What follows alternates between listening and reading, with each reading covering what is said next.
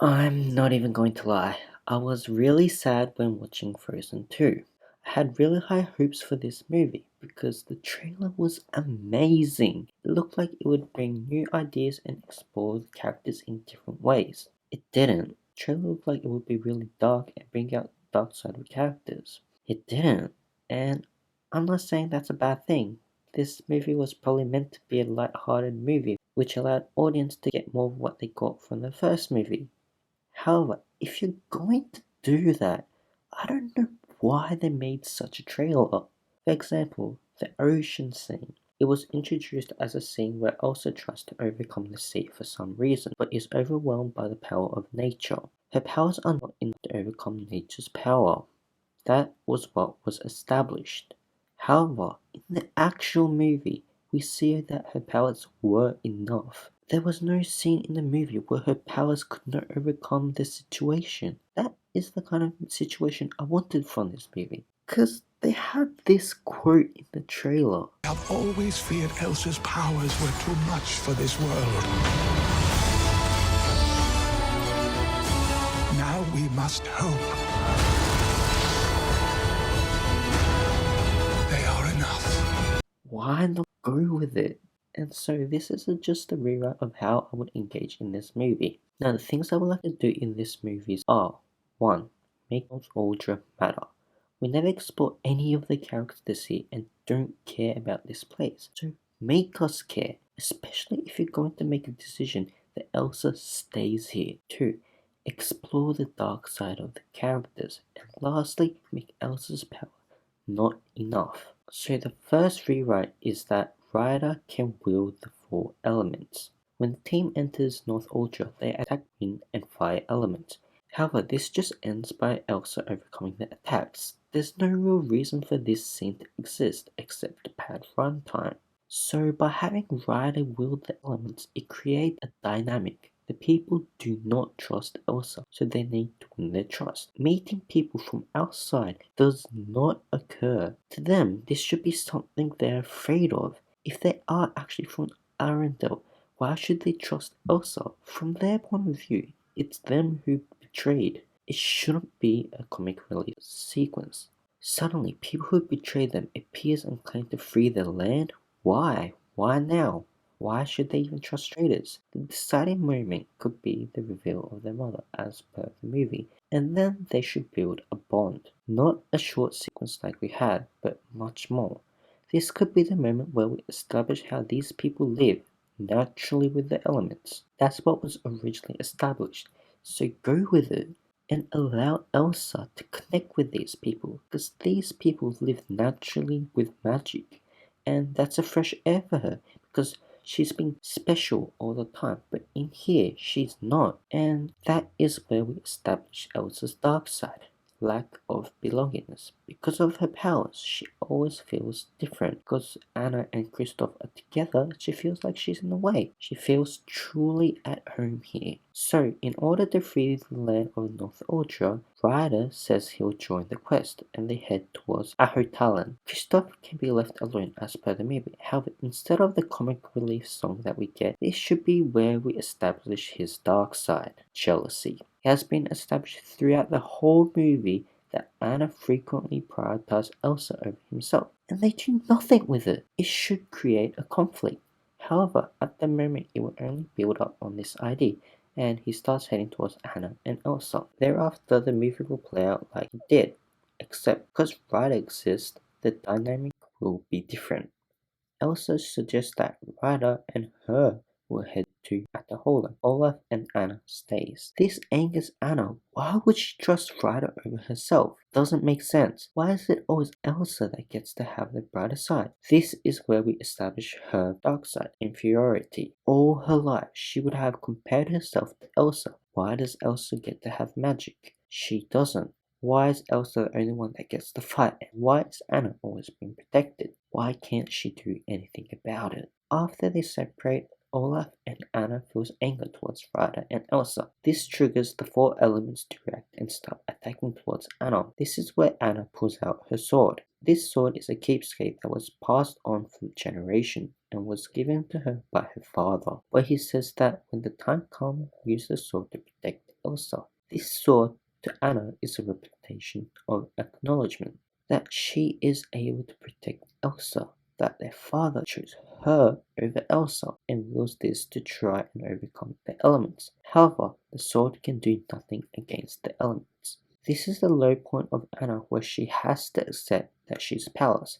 By accepting that she's powerless and showing that she doesn't mean harm for Ryder, the elements stop attacking Anna.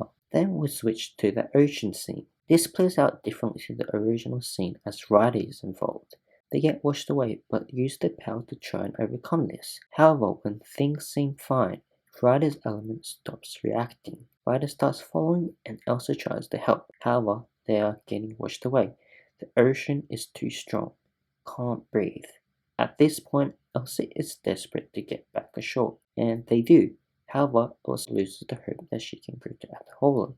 Her powers are not enough.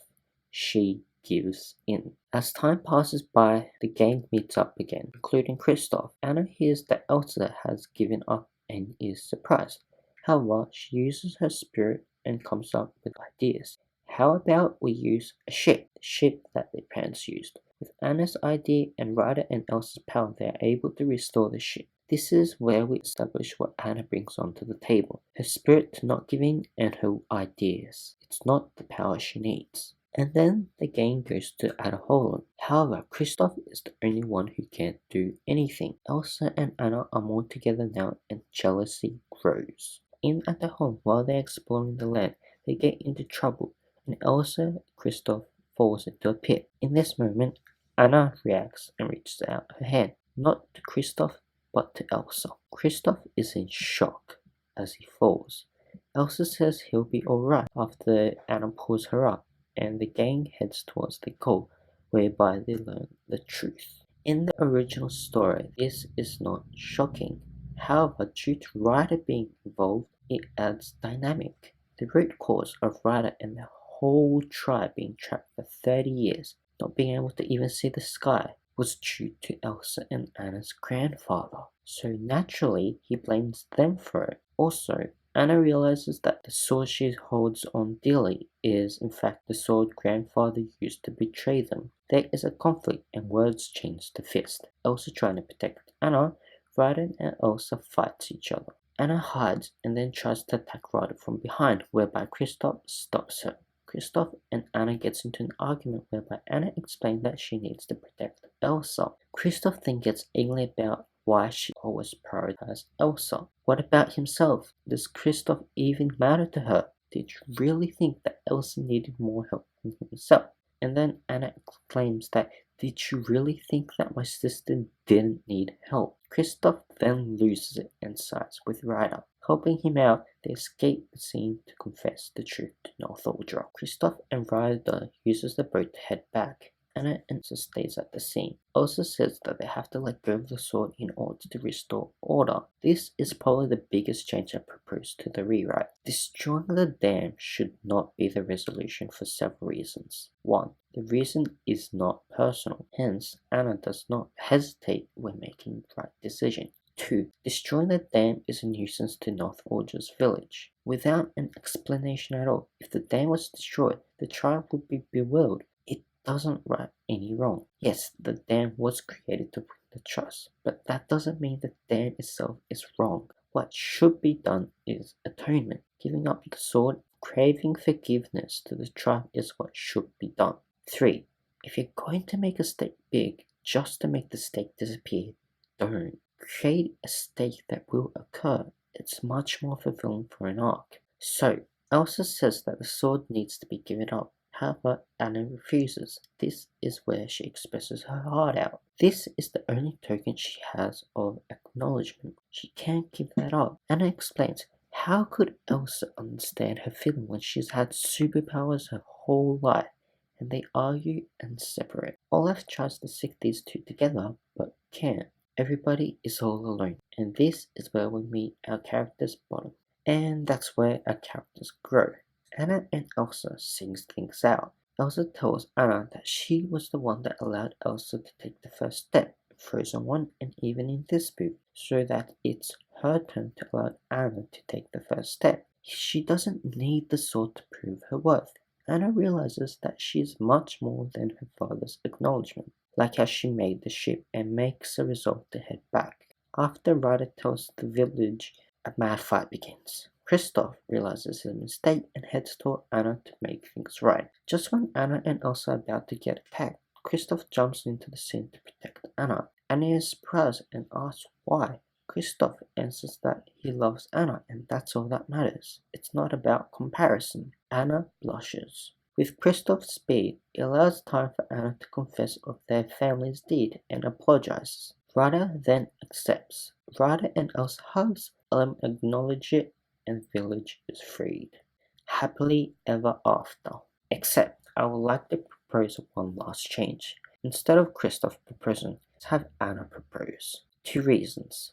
1. It's a female-led story. Who said it has to be a male who proposes? And 2. It allows Kristoff's feeling to pay off.